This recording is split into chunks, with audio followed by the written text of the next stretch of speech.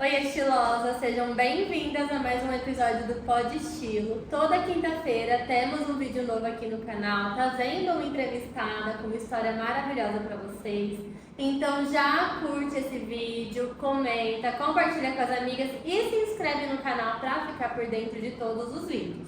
Eu sou Ana Martins, consultora de imagem e estilo, especialista em coloração pessoal. E antes de apresentar nossa convidada, vamos aos nossos patrocinadores. Temos a Maria Bolete, que é quem patrocina o Podlook, que é o lookinho que eu estou usando hoje, e o nosso manequim também. E temos também a Juliana Veloso, que é a Nutri, parceira aqui do canal. Hoje vamos receber aqui no Pod Estilo a Nayara Matos, psicóloga, especialista em relacionamentos. Seja bem-vinda, Nayara. Obrigada, Ana, pelo convite, pela confiança. Fico muito feliz de você ter aceito o nosso convite. Nayara, se apresenta um pouquinho para o pessoal te conhecer melhor. Bom, eu sou Nayara Matos, eu sou psicóloga há 10 anos já. No início eu não me formei para atendimento, né? Eu me formei para trabalhar em empresas. Então, de início, pós-formação, eu trabalhei com área comercial na empresa, na parte de clima organizacional, né, que era do que eu gostava, fazer a parte dos eventos, de resolver conflito dentro da empresa, aquelas coisas, né? E aí, dali, eu fui puxada, né, sem querer ser, demanda dentro da empresa, o pessoal começou a me procurar para terapia, e aí nisso eu, vou ali, né, deu uma escapulida, e aí não saí mais. Mas de início, eu trabalhava com abuso sexual. Eu me especializei em abuso nos primeiros anos. E aí disso eu comecei a atender daí para frente, depois de um tempo, relacionamentos. E aí já tem 5 anos mais ou menos que eu trabalho só com relacionamentos. É especialista na área, né? E conta um pouquinho pra gente dessa sua experiência inicial. Você trabalhou ali com RH, né, também. Como foi? Qual que é a diferença também, né? Porque é psicólogo, mas acredito que o trabalho seja diferente dentro do RH e dentro de uma sala com a pessoa ali de forma mais interna. Sim. Na parte que eu trabalho na parte de clima organizacional do RH, que é a parte de conflitos da empresa, a parte que fica por conta dos eventos, resolve conflito dentro da empresa. Eu trabalhei em uma fábrica, né, alimentícia aqui em Uberlândia. Então, a gente ficava com essa conta de fazer entrevista ali com as pessoas para saber sobre a empresa, o pessoal que estava saindo da empresa, a gente entrevistava para saber o feedback, os motivos, né, para a gente entender e estruturar essa parte de relacionamentos, né? Então, e também sempre que tinha algum conflito dentro da fábrica com o supervisor e funcionário, a gente ia lá para poder resolver, entender, conversar com as pessoas. E as pessoas também que passam problema, levam para dentro da empresa, não tem como, né? As pessoas acabam levando a vida pessoal para dentro da empresa. Então, o psicólogo está ali para isso, para poder mediar, para poder ajudar, para poder entender, né, para poder fazer essa mediação entre empresa, funcionário, supervisor. Né? O que é diferente do consultório, porque assim, o consultório é eu e aquela pessoa. Né? Na empresa envolve muita coisa, porque envolve pessoas, envolve o que tem em volta, envolve a empresa, envolve os supervisores, né? Então tem, assim, envolve muito mais coisas, né? E a gente está ali como empresa, né? E não dá para a gente estar 100% como psicólogo, assim, né? Uma terapia. A gente está muito para poder resolver conflito mesmo, né? Entre o funcionário e os seus superiores. Né? Bem diferente de estar dentro do consultório, né? Exatamente. E dentro do consultório, como que é esse processo? Como que você utiliza as abordagens durante o seu atendimento? Então, no início, quando eu comecei a atender, eu tinha psicanálise como abordagem, porque dentro da faculdade você precisa escolher uma abordagem, você estuda ali as abordagens, mas você aprofunda em uma a partir de certo momento da faculdade. Então, eu escolhi a psicanálise e eu me aprofundei na psicanálise. Então, eu saí formada com psicologia, né, como psicóloga, mas com ênfase em psicanálise, né? E aí eu atendia isso através da abordagem da psicanálise. Só que eu comecei a perceber que chegava a um certo ponto, parava. Eu não conseguia mais ir a partir de certo momento com aquele paciente. E aí ficava aquela enrolando, né? Dava um looping ali, porque... E aí o que eu fiz? Eu comecei a ampliar os estudos. Por quê? Porque a partir do momento que eu comecei a estudar outras abordagens, comportamental, humanista, filosofia, fui para antropologia. A partir do momento que eu comecei a estudar todas as abordagens, aí eu comecei a entender o seguinte: uma abordagem só não dá conta de tudo, de todos os problemas, de tudo do paciente. Chega um ponto que aquela abordagem para. Então, diante disso, eu ampliei meu leque de estudos, e eu estudo até hoje, 10 anos eu sou formada, estou em outra pós agora, de filosofia e antropologia, estou fazendo agora. Mas assim, hoje eu consigo, na minha terapia, ter um início, um meio e um fim. Não tem aqueles pacientes que ficam 5, 10 anos comigo ali, sabe-se lá fazendo o quê? Por quê? Porque diante daquele problema, eu consigo trazê-lo para a consciência e eu consigo ajudá-lo a resolver aquilo ali e a lidar com a vida a partir dali, mesmo que venha aquele problema ou outros problemas. Então, uma abordagem só não dá conta. Então, hoje o paciente pergunta: qual que é a sua abordagem? Eu falo: a que você precisa. Por quê? Porque diante da demanda dele é onde eu trabalho. E aí a abordagem não faz diferença para o paciente, é mais para o meu conhecimento. E como que funciona durante esse atendimento, ter esse início, meio e fim?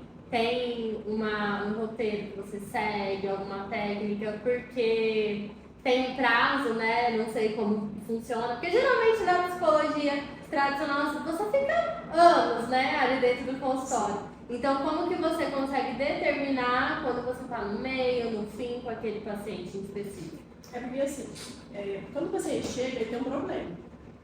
Chega ali com a demanda, vamos pensar hoje no relacionamento. Chega uma pessoa lá com um problema no namoro. Aí essa pessoa, ela tem aquele problema específico, mas aquele problema ali é um sintoma. É igual uma gripe, você está espirrando, você está tossindo, são sintomas. Mas o que está causando aquilo ali? É uma gripe de fato? É um vírus? É um Covid? Então, assim, você precisa fazer uma análise ali mais profunda para saber de onde está vindo. O problema da terapia é tratar sintomas, e não tratar a raiz. Se você trata sintomas, você entende que sempre vai ter sintoma, sempre vai ter um problema na vida, Sim. sempre tem uma demanda. Então você começa a tratar problema, sintoma, e aí você vai um sintoma, e aí semana que vem tem outro sintoma, na próxima semana tem outro, e aí você nunca segue a terapia mais. O que eu faço? Eu trabalho com o meu paciente causa. Eu até falo ao paciente: você está vendo que já tem quanto tempo? Você nem fala mais o que você está sentindo. Por quê? Porque a gente vai na raiz do problema. Eu mostro para ele de onde vem aquela dor, por que ele tem aquele comportamento, por que ele sente aquilo, por que ele age daquele jeito, por que a vida dele é daquele jeito. E diante daquilo ali, ele consegue, meio que o sintoma só vai embora.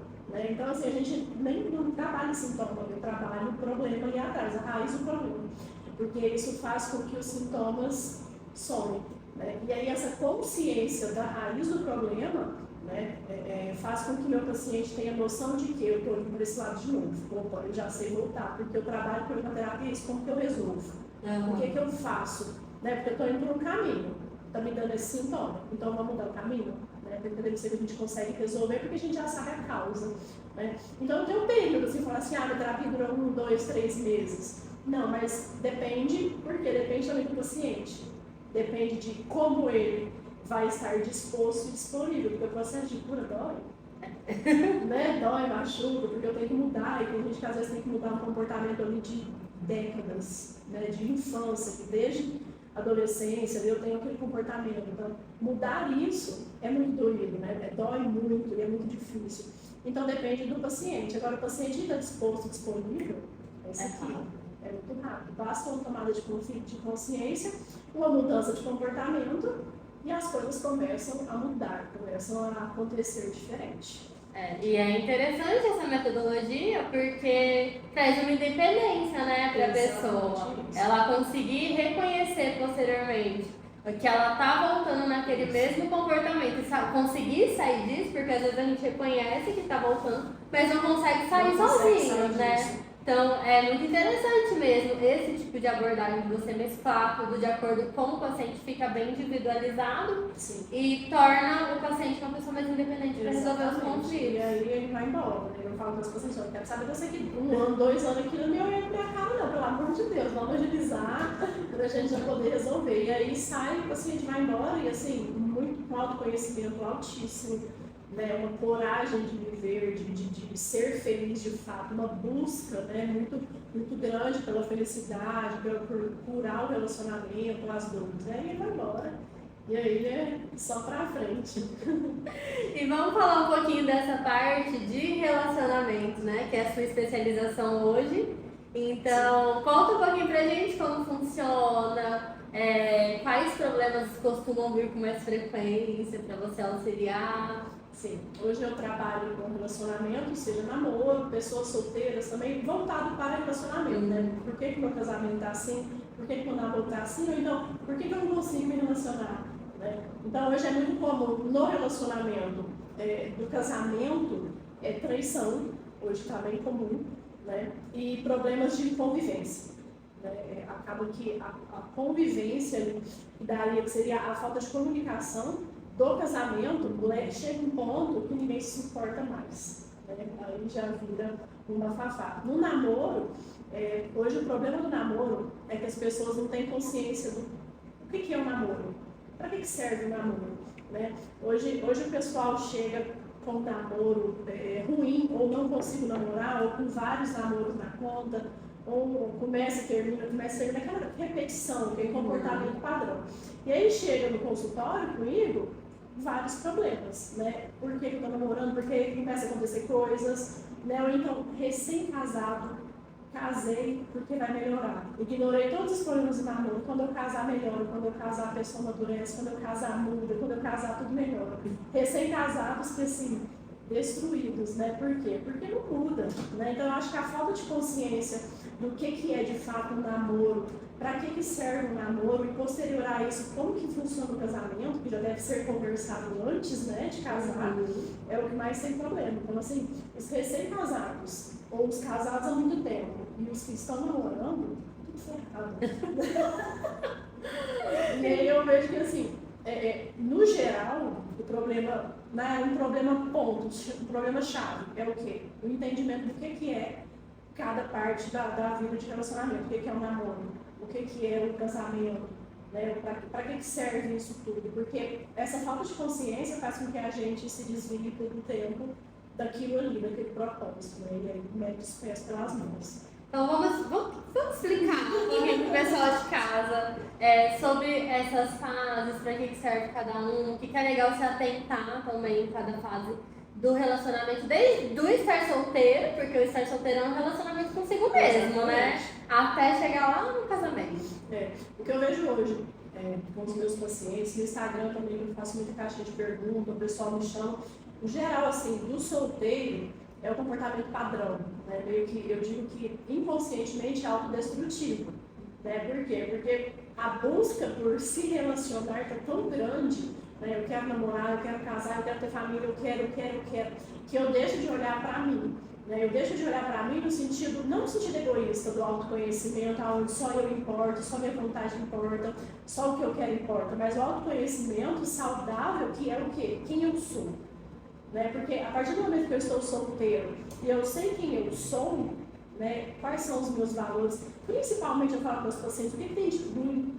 Porque hoje a gente olha tanto eu sou isso, eu sou aquilo, eu sou maravilhoso, eu sou tudo isso, que a gente esquece, isso acaba deixando a gente um pouco com o nariz em pé e começa o autoconhecimento ruim, porque eu acabo me tornando egoísta, soberbo muitas vezes. Então, o autoconhecimento bom é o quê? Principalmente o que eu tenho de ruim aqui dentro, Porque quando eu tenho consciência do que eu tenho de ruim, eu consigo combater. Porque se eu sei que eu sou, sei lá, se eu sei que eu sou invejoso, que é difícil a gente falar, a gente é mentiroso, fofoqueiro, invejoso, ninguém fala isso, né? Ninguém fala, né? Mas se eu sei que eu sou mentiroso, eu consigo ter consciência daquilo, eu consigo combater. E eu não estou falando espalhar os 4 ventos que você é ruim, não, mas para si só. Então eu trabalho muito isso com qualquer paciente, namoro, solteiro, casado, mas sobretudo para o solteiro, para ele não entrar em qualquer lugar. Porque assim, quando eu não sei quem sou, eu vou para qualquer lugar, então eu entro também em qualquer relacionamento, com qualquer pessoa, de qualquer jeito. E aí o desejo, o sonho de ter alguém, um namorado, um casamento, ele fica acima da realidade daquela pessoa. Então eu começo a ficar cego, para a realidade dos fatos. Então, se eu sei quem eu sou, eu sou mentiroso, eu consigo perceber esse comportamento da mentira e aí eu tenho uma decisão. Eu consigo não mentir. Se eu sou invejoso, eu consigo ter, porque às vezes a gente é muita coisa que a gente não tem consciência, a gente só é. Às vezes a gente está triste, está com raiva, está estressado, né? Olha para uma pessoa e fica bravo, fica com raiva, eu não sei porquê, mas eu tenho consciência de que, pô, às vezes eu estou tendo um movimento de inveja, às vezes eu estou tendo um movimento de raiva, por quê? Então, quando eu tenho consciência das minhas emoções ruins, eu consigo combatê-las. No sentido de que aí é onde eu entro, que é ajudar a resolver aquilo ali.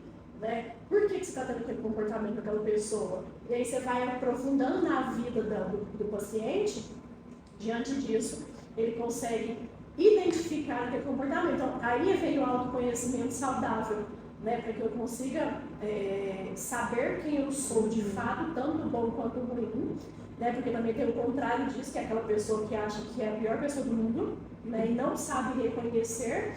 Eu até, esses dias, essa semana passada, eu pedi para uma paciente que ela, muito problema no casamento, ela chegou num ponto de achar que ela nunca ia sair daquele buraco, que ela nunca ia deixar de ser aquela pessoa que errou. Né? E aí a gente fez uma lista, eu falei assim, eu quero que você conclua para mim coisas reais, eu não quero coisa de que mãe, irmão, amigo falou, não. Coisas reais de agora, que você faz agora. Coisas boas, como mãe, como esposa, como filha, como amiga. E ela foi pontuando e ela chorava, porque ela nem lembrava disso, isso é real. Né? Por quê? Porque diante dos problemas, ela estava tão focada no erro dela, eu errei, eu acabei com a minha família, como é que eu faço agora? Eu tenho filhos, né? Eu não vou ter mais, eu vou perder meu marido. Então, assim, focou tanto no erro, meu marido também falou um monte de coisa ruim para ela, que não era coisas ruins, que chegou no nível, acabou.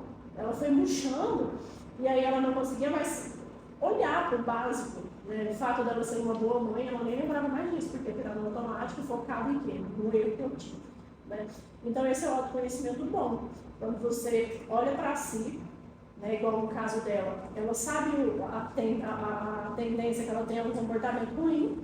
Diante disso, nós estamos trazendo meios, né, através de adquirir virtudes, né, olhar para a família de fato, o que ela quer para a vida dela, para que ela consiga combater essa má inclinação, que ela tem consciência hoje. Né? E aí, e o fortalecimento que ela tem a coragem é olhar para o dia a dia dela, o que ela faz de bom. Né, como esposa, como mãe, como filha. Então, essa é a parte para o solteiro, sobretudo, para quê? Para que ele não entre em qualquer lugar. Para que ele não caia na conversa, no abuso emocional, no relacionamento tóxico, eu já muito dito isso, né, abusivo, porque se pega uma pessoa ruim, digamos assim, né, diminui ela, né, manipula ela, e aí é o quê? Ela não sabe nem quem ela é, aí vem a culpa. E se ela não sabe se ela é aquilo ou não, qualquer coisa que qualquer um falar, ela aceita. Qualquer coisa que te falarem, você vai acreditar, e aí gera culpa, por quê? Porque você não presta, e eu tenho uma pessoa que me ama, porque é assim, né? Eu te amo do jeito que você é, mas você não é isso, você é aquilo, e aí a pessoa começa a sentir culpa, começa a ficar mal, e ela nunca mais sai daquele relacionamento. Então podemos dizer que a fase da solteirice temos como foco principal o autoconhecimento. E no namoro, né? Vamos mais pra frente aí. Namoro, né? O que é o namoro? Eu falo que o namoro, ele é uma coisa que foi feita para acabar. Né? Ou ele vai virar casamento, ou você vai acabar, o namoro vai terminar e vai ficar solteiro de novo. Porque namoro é uma fase de conhecer o outro. Quem é o outro que está aqui? Porque se eu namoro, eu falo para o paciente meu, né? Você vai casar? Não, eu não quero casar, não. Então para que você está namorando? Tira o pé dessa pessoa, né? Porque assim, para que namorar se você não quer casar? Para que aquilo ali?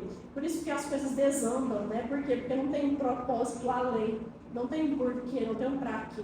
Então, namoro, eu digo que é fase de quê? De conhecimento do outro.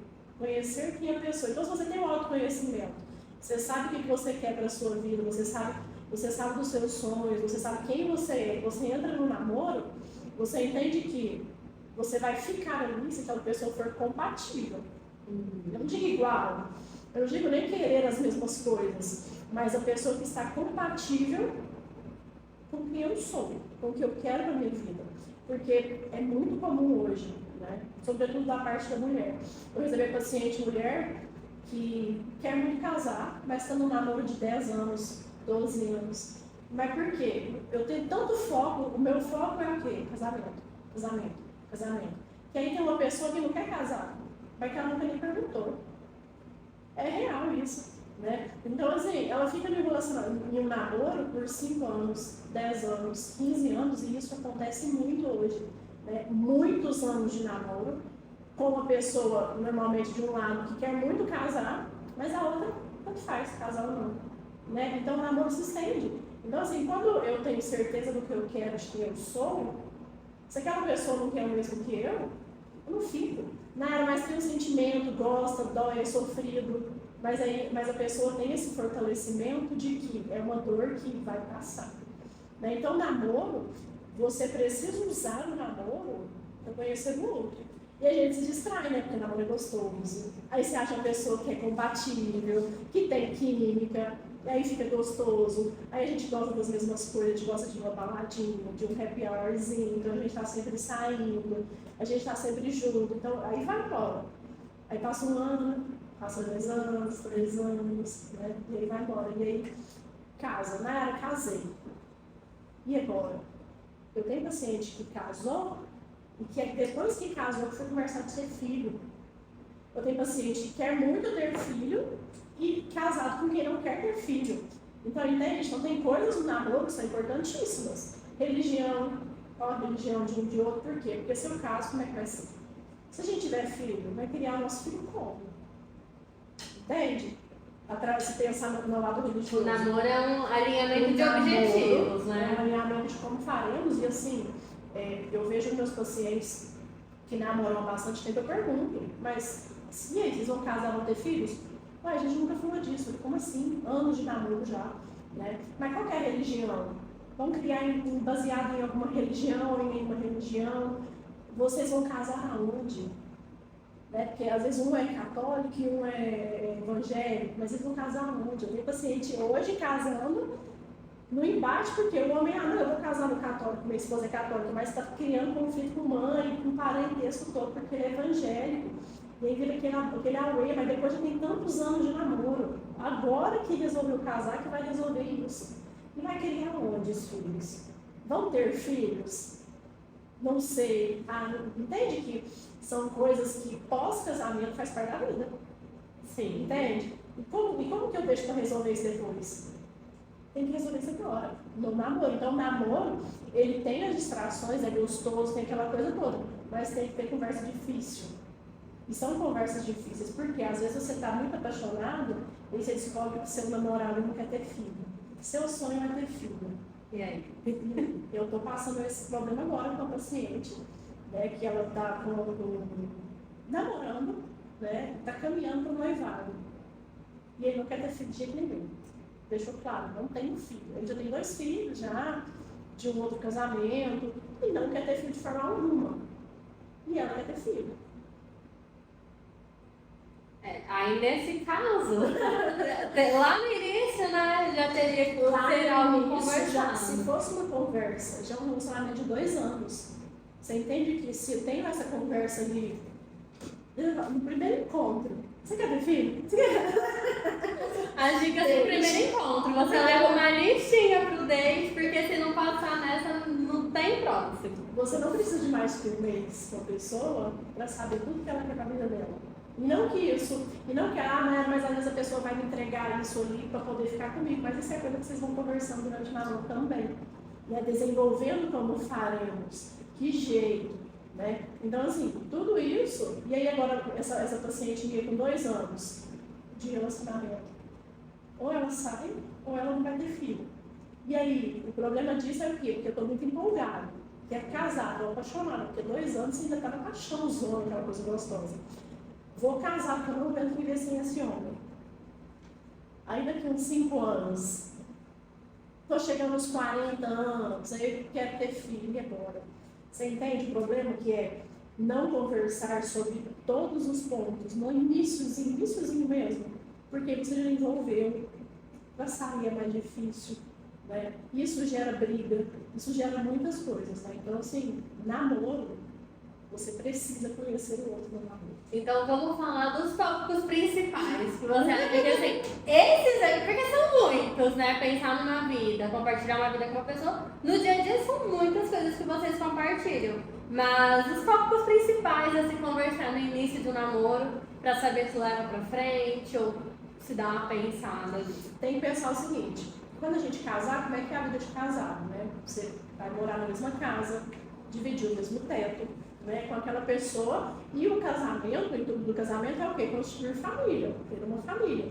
Né? Não necessariamente ter filhos, porque a gente não quer ter filho, tudo certo. Mas vão ter filhos? Nós vamos ter filhos? Vamos. Como que tivemos filhos? Como que a gente vai criar esses filhos? Vamos batizá-los? Vai ser qual religião? E na casa? Como é que vai ser a divisão de contas? Como que a gente vai fazer isso? Como que vai acontecer? E aí você precisa conhecer o outro o seguinte, e se eu faltar? E se meu marido faltar, ele ficou desempregado?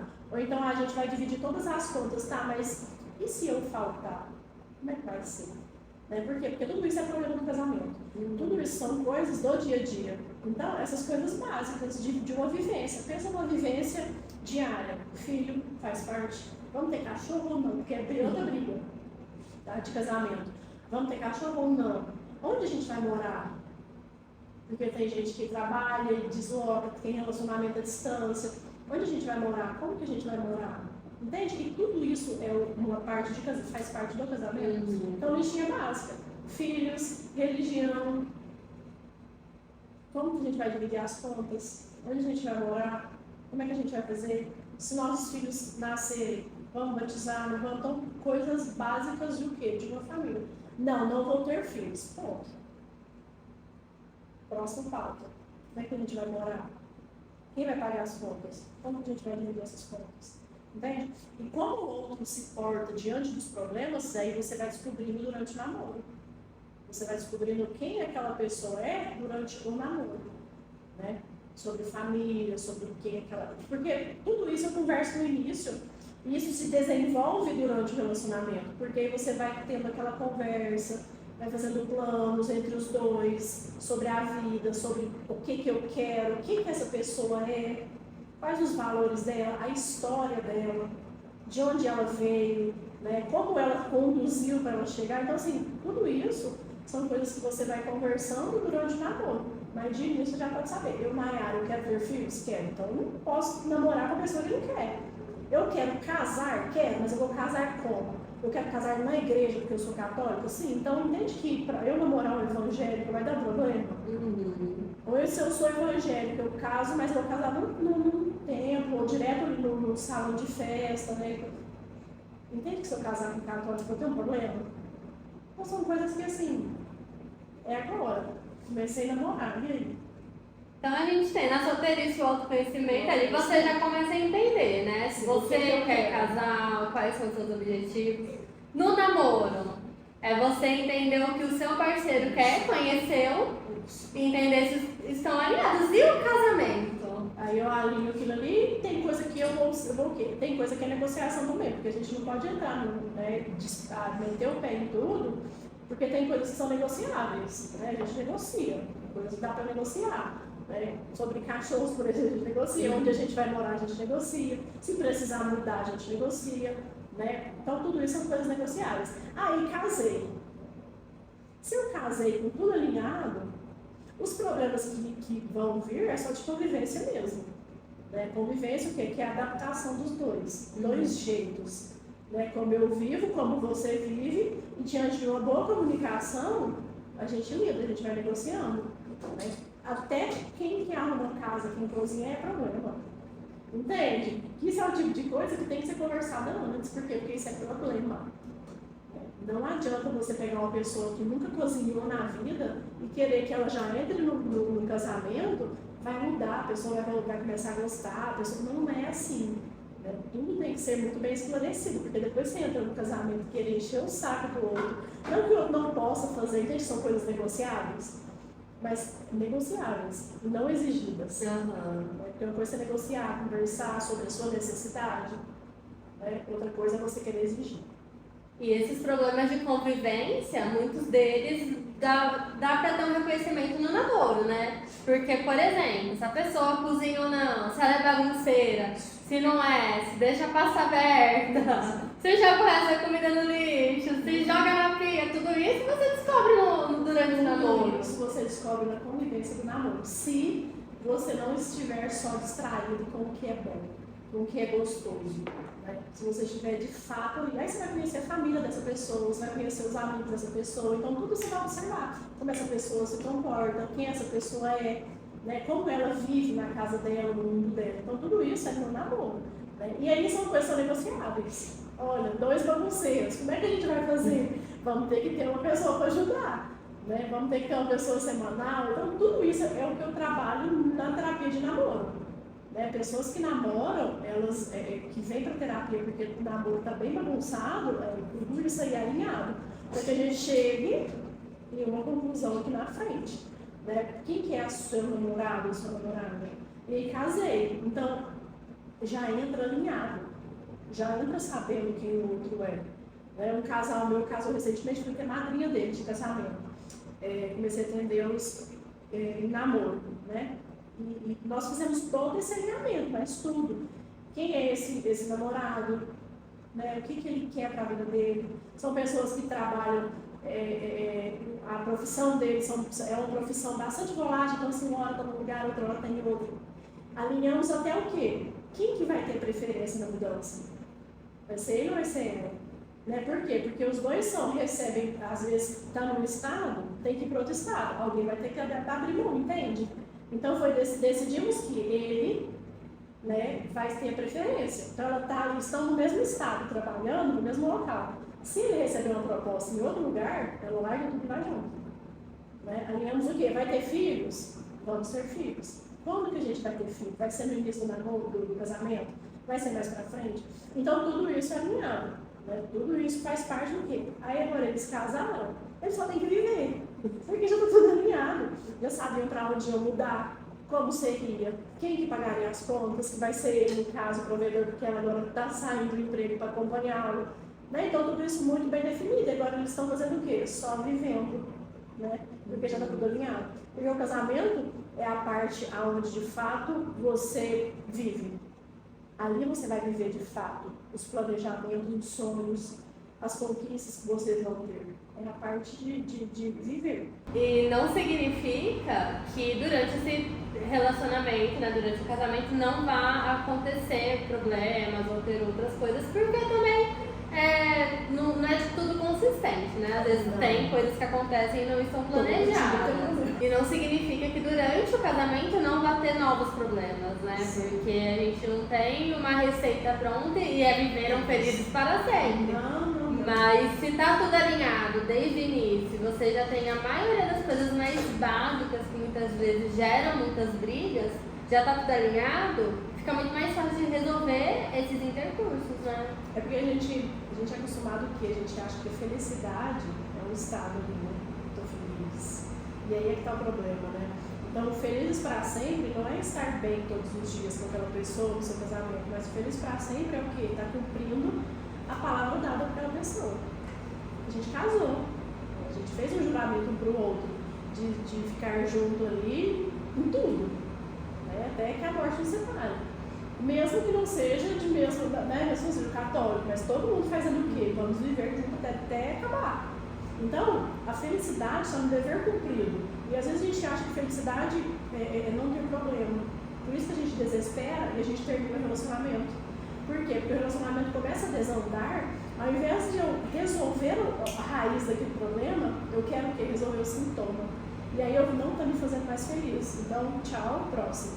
Alguém vai me fazer feliz. Ou o quê? Nem dou tchau, mas eu arrumo outro por fora.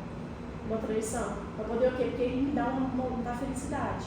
Então a felicidade não é um estado de sou feliz, estou bem, não, mas a felicidade é o quê? O dever cumprido diante da palavra que eu dei para a vida.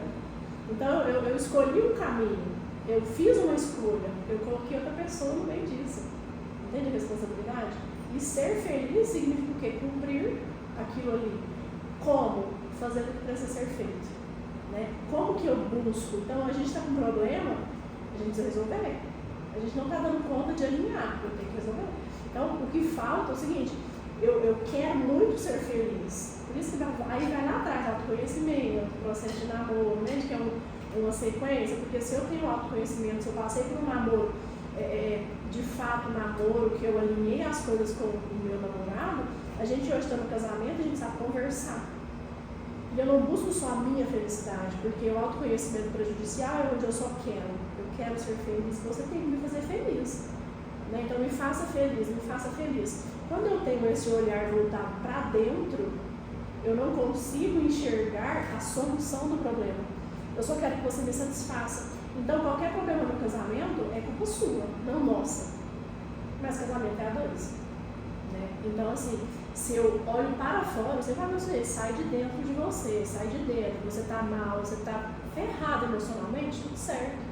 Mas tem que ter um olhar que transcende essa dor, para que você consiga olhar para o quê? Para o seu matrimônio, para o seu homem, para a sua mulher. Porque senão você não dá conta. Por quê? Porque você vai achar que essa pessoa está ferrando com a sua vida. E ela não está, porque a gente leva para o pessoal. Por quê? Porque eu só olho para mim, satisfaz. Eu quero ser satisfeito, eu quero ser satisfeito. Então, uma toalha na cama é problema de briga. Uma louça suja é um problema de briga. Né? Qualquer coisa é problema de briga. Mas você entende que, porque problema em casamento não é grande não. Né? É claro que não tem como estar bem sempre. Mas os problemas de casamento são os mais engraçados para imaginar. É muito pequeno, que às vezes eu recebo você, por isso que eu falo, a gente está tão focado em eu quero esquecer, não me faz bem, não está me fazendo feliz. Eu estou tão focado em mim que eu não olho que eu estou brigando por conta de uma coisinha ali. E aí essa coisinha, mas aí começa uma coisinha. Aí é uma toalha hoje, aí amanhã é uma louça, aí depois é um horário que você chegou atrasado, não avisou, aí depois é uma coisa, aí vai. Essas coisinhas acabam com o casamento. Por quê? Porque eu não resolvo, eu não comunico.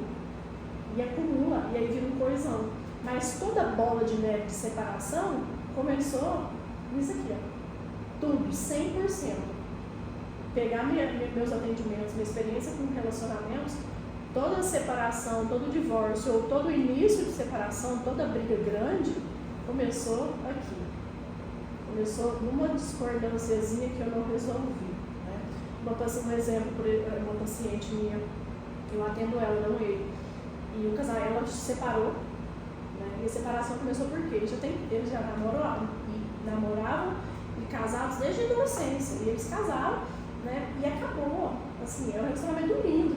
Começou na base da amizade, aquela coisa bonita, de confiança e tudo. Só que aí casou e ela começou o quê? Ela tinha vários incômodos, né? Dele sair com os amigos, dele ficar na rua, e dele não ter hora para voltar. E muitas coisas aconteceram e ela nunca falou. Por quê? Porque na cabeça dela, ser uma boa esposa, era aceitar fazer as coisas de casa, ela cuidava da casa, cuidava dele e não comunicava com ele. E ele achava que estava tudo certo, porque ela não comunicava.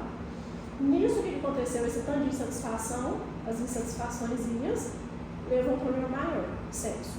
Ela não tinha mais vontade de transar, porque ela estava muito triste internamente, muito insatisfeita e frustrada internamente. Aí começou a não transar. Aí, no que não começou a não transar, começaram a ter brigas, porque ele começou a se sentir o quê? Inferior, porque minha mulher não me deseja, então eu sou um bosta. E aí começou o afastamento. E aí chegou no ponto que, infelizmente, eles se separaram, mas aí ela me procurou só depois da separação, né? Porque aí eles iam procurar ajuda depois que o trem desandou. Então, entende que assim, começou uma insatisfação na primeira saída dele. Né? Então, uma coisa que não conversou. E aí foram anos de insatisfação que hoje eles estão divorciando. Porque acabou. Né? Porque aí juntou muita coisa dentro, muita briga, aí a briga gera afastamento, porque eu não comunico, eu não converso, eu não resolvo. Eu vou acumulando aquilo ali, separou. Né? Então, assim, mas começou uma pequena insatisfação ali, poderia ter resolvido. Então, essa falta de comunicação eficaz, né, dentro do casamento, mesmo que alinhado no namoro, mesmo que tudo certinho, tem que ter uma comunicação muito eficaz, voltada para o matrimônio. O problema é que a gente coloca nós assim. Existe uma hierarquia, né, que eu trabalho com os meus pacientes, uma hierarquia de valores no casamento. Que eu falo, isso é uma coisa que você pensar, né, os meus pacientes falam, não, eu falo, você pensar em todos os conflitos, faz um exercício na cabeça do seguinte, pensa nos conflitos do seu namoro, do seu casamento, pensa nos conflitos, pequenininho que seja, o motivo deles. A hierarquia é o seguinte: primeiro Deus, acima de tudo, dos dois, Deus ou em quem a pessoa acreditar. Primeiro ele Deus, acima de tudo. Segundo lugar, o marido ou a esposa. Terceiro lugar, filho. Aí que é outro problema, né? Porque a mãe sempre coloca o filho acima de tudo. Depois disso, para a mulher, a casa, para o homem, o trabalho. Abaixo disso, para o homem, a casa, para a mulher, o trabalho. Depois disso, parente, amigo, seja o que for. Entende? Você pensar nos mínimos detalhes de qualquer conflito que você tem dentro do seu relacionamento, vai ser porque ou você está colocando filho, você está brigando com seu marido, com a sua esposa, porque você está colocando filho acima, ou porque você está colocando trabalho acima, ou porque você está colocando a casa, principalmente para a mulher, né? Porque assim, o marido não pode chegar em casa, bagunçar nada, que ela já fica puta da vida, né? Ou seja, está colocando a casa acima da convivência com o marido, porque, pô, tô feliz, meu marido chegou, tá bem em casa, né? Não meto o pau nele porque eu conheci, entendeu? Ou então, porque hoje muitos conflitos, minha mãe falou alguma coisa do meu marido, eu tô dando ouvidos para meus amigos, tô dando ouvidos para meus parentes, mãe, pai, que acontece muito, então eu tenho um conflito, eu conto para todo mundo, aí todo mundo mete o pau no meu marido e na minha esposa, aí como é que eu fico? Eu brigo lá dentro de casa. Então, se você pensar de uma toalhinha na cama até o conflito maior da porrada verbal mesmo, foi porque você saiu fora dessa escala hierárquica de valores. Você saiu fora. Por quê? Estou no casamento, na convivência. Se eu coloco o meu marido ou a minha esposa acima, tudo que vier abaixo, eu tenho que ter um jogo de cintura. Então, meu marido chega em casa, eu não vou brigar com ele porque ele já chegou cansado do trabalho, largou uma roupa, tirou o calçado lá na porta, largou lá jogado. Não, por quê? Porque qual é a minha prioridade? É o nosso bem-estar, é ele, é nosso.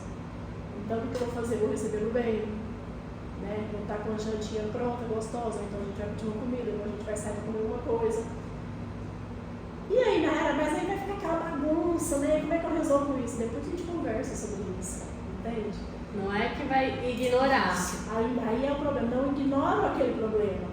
Mas depois que estivermos bem, barriga cheia já, porque já jantou, estiver no sofá descansando para ir dormir, no cheirinho, no cangote, no pé do ouvido, né, amor, tô cansada, podia me ajudar, né? Você chega, muita bagunça, só me ajuda, tá tudo certo, não tem problema, né? Mas assim, eu tô cansada, isso facilita pra mim, né? Você poderia me ajudar. Entende a diferença do que o cara chega assim, pô, mas vai deixar de novo aí?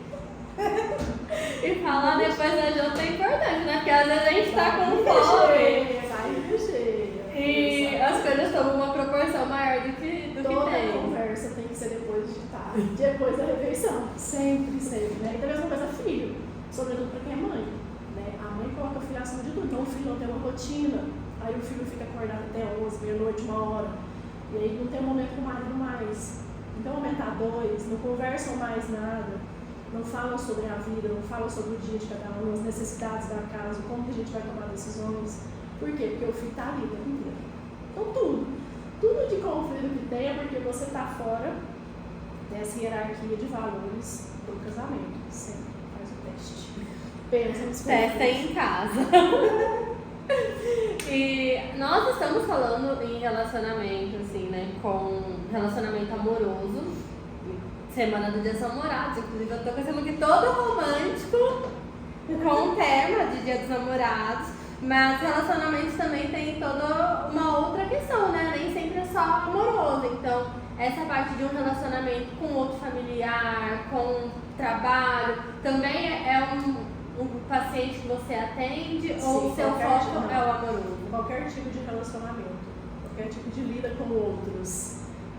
Batendo famílias também. É. Sim. Então vamos falar um pouquinho dessa parte, porque a gente já falou bastante sobre o relacionamento amoroso. Eu acho que você deu muitas dicas valiosas para quem está em casa aplicar, e eu acho que isso é muito importante mesmo, entender o que é estar solteiro, qual que é a importância do namoro, o que é de fato um casamento, como que você vai lidar com isso.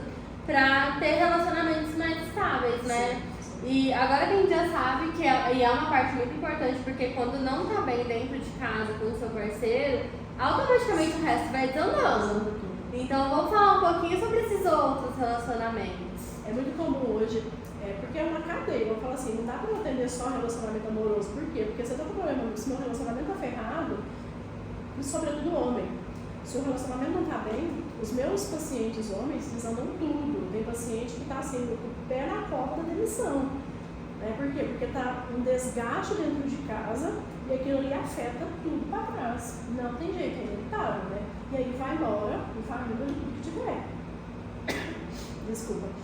Então, assim, trabalho. O que tem hoje, né? Que eu pego pacientes com problema no trabalho? A maioria, porque tá com problema dentro de casa. Né? E isso afeta a mulher muito emocional ali que afeta, e o homem muito por conta do nervosismo. Porque o homem tem essa tendência à resolução, né? A resolver, a prover, a executar, a trazer segurança. E se a sua mulher está fragilizada, está irritada, está mal, se vocês estão com conflito em casa, se a mulher está com conflito em casa, meu paciente marido, ele fica abalado. Por quê? Porque eu não estou conseguindo resolver a ela, não consigo.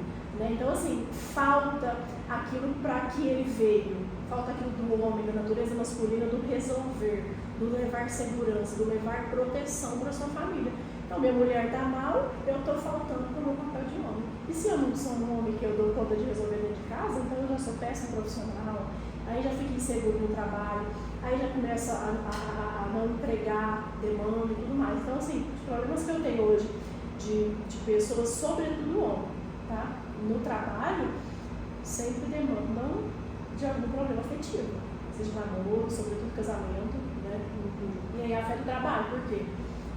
Não consigo entregar meta, não consigo executar, tenho crises, né? Fico muito nervoso, aí desconcentro, porque estou pensando em casa, porque estou pensando em namorar, porque minha família não está bem, porque vou perder minha namorada, ou porque minha filha, minha esposa, meus filhos estão em casa, a gente está cheio de problema, afeta o trabalho. Aí não entrego meta, aí vem cobrança, ou então eu sou o dono da empresa e eu não foco naquilo ali, então eu não consigo demandar, né? E eu fico mal, aí eu desconto, então tudo isso acontece.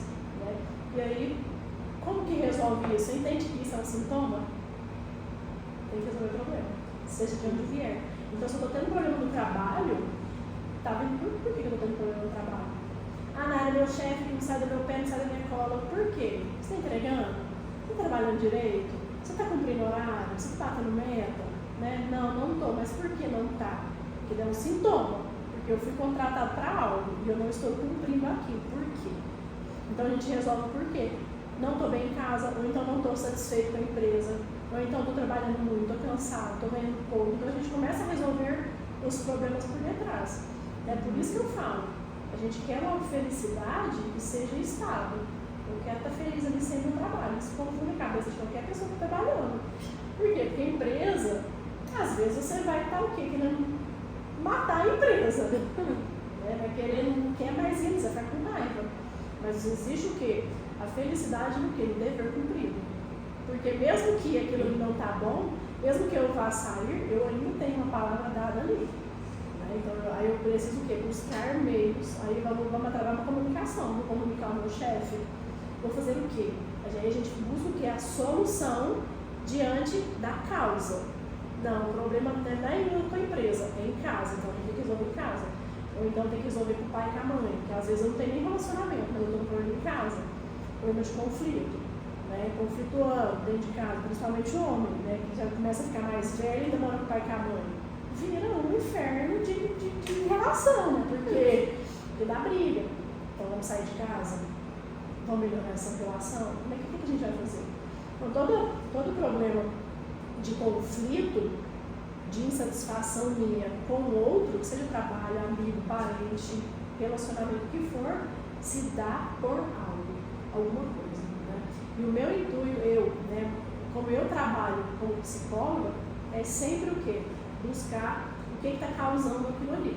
Porque a gente olha muito para o quê? O outro não me faz feliz, a empresa não me faz feliz, o meu pai é isso, a minha mãe é aquilo, o meu esposo, os meus amigos são isso. Tá. Mas e eu? Entende? E eu nisso tudo? Porque se eu sei quem eu sou, eu consigo ter clareza se o problema sou eu ou se é o outro. Porque, né? Se eu me pego como problema, eu consigo de fato olhar para isso e fazer o quê? Não, eu preciso resolver. Ou então não, eu tenho que dar uma afastada. Não, eu tenho que sair desse emprego. Não, essa amizade não faz mais parte da minha vida, não. Eu preciso afastar desse familiar. Então nós podemos dizer que independente se o relacionamento é afetivo, é amoroso, é com amigos, com trabalho, etc., o mais importante para você conseguir ter um relacionamento saudável, independente de com quem seja, é ter o autoconhecimento, né? Não tem como fugir. Que é o que a gente está falando lá do início, desde É tudo linkado, né? A nossa vida, ela é linkada. Tudo é interligado, né? Eu sou Nayara, mas eu sou Nayara em tudo. No trabalho, aqui, no lazer, eu sou Nayara. Eu sou quem eu sou, eu me levo como é que não dá para eu fugir de mim. Eu Tiririca fala isso, né? Eu tentei fugir de mim, mas onde eu fui eu estava. Eu falo uma coisa assim, o filósofo de boteco. E aí, diante disso, aonde eu vou, se eu vou para o trabalho, se eu vou me relacionar, se eu vou para o namoro, se eu vou voltar para casa, se eu vou no meu parente, se eu vou no meu amigo, eu estou indo. Entende? Então, o autoconhecimento te leva ao amadurecimento. E somente através do amadurecimento que eu consigo fazer boas escolhas. Eu consigo olhar e falar assim, não, o problema é a Ana, eu vou dar uma afastada. Não, eu sou o problema, eu vou ter que resolver isso aqui, ver como que eu resolvo, né? Aí é onde eu entro, né? Para poder te ajudar o quê? A ser mais gente, a virar gente, né? A virar gente mesmo, assim, né? O amadurecimento é virar gente. Agir como um ser humano mesmo, normal, né? Maduro, adulto, responsável pelas suas escolhas, né? E não que eu faço escolhas e a culpa é sua. Eu fiz isso porque você fez aquilo. o famoso vitimista, né? Isso assim, ó, é muito comum hoje mesmo, né? Eu faço isso porque você fez aquilo. E a gente culpa tudo. A gente culpa o governo, a gente culpa nossos pais, a gente culpa nosso cônjuge, a gente culpa nossos filhos, a gente culpa nossos amigos. Isso é muito comum hoje. Você vê gente aí na rede social, por exemplo, revoltadíssima com tudo. A culpa é sempre do outro. Né? E não que não seja, talvez em alguns momentos, mas você entende que não faz a menor diferença, porque o outro, eu faço o que com o outro? Eu não faço nada. Eu faço o que com quem? Comigo. Eu escolho. Tudo que eu faço é uma decisão minha. Então, se eu não fortalecer a minha vontade através do meu autoconhecimento, que é o meu amadurecimento, eu vou sempre o quê? A culpa é sua. A culpa é do governo. A culpa é do meu marido. Se o meu marido fosse melhor, eu era menos estressada. Se o meu marido fosse mais organizado, se minha esposa gritasse menos, eu era mais tranquilo. Né? Se o meu filho fosse mais comportado, eu era assim. Né? Se o meu chefe fosse melhor, se a empresa, se eu ganhasse mais, eu seria assim.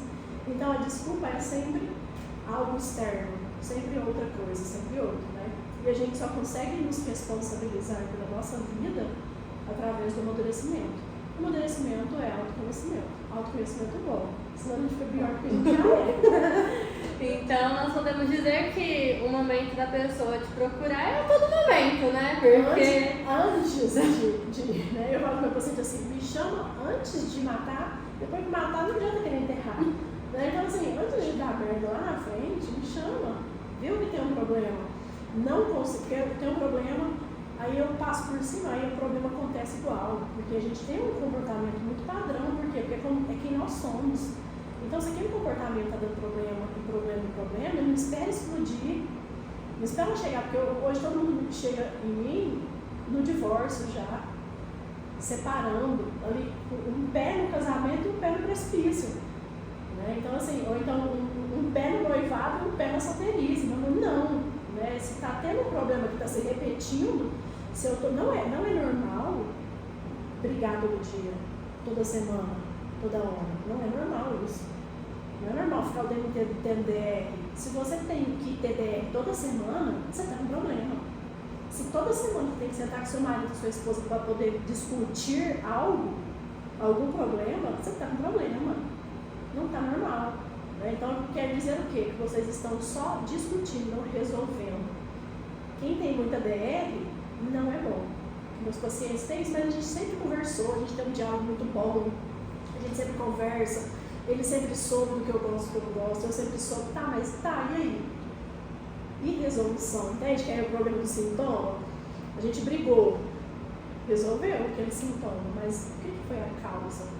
A gente brigou, aí, sei lá, meu marido não me deu muita confiança, eu não dei confiança pro marido por estresse, aí passou aquele auge da emoção, aí vai para outro dia, aí passou outro dia. Então você entende, você não resolveu a causa do estresse, você só teve uma DR. Sim. E aí onde está o problema? Muita DR é problema. Não é normal, não é normal.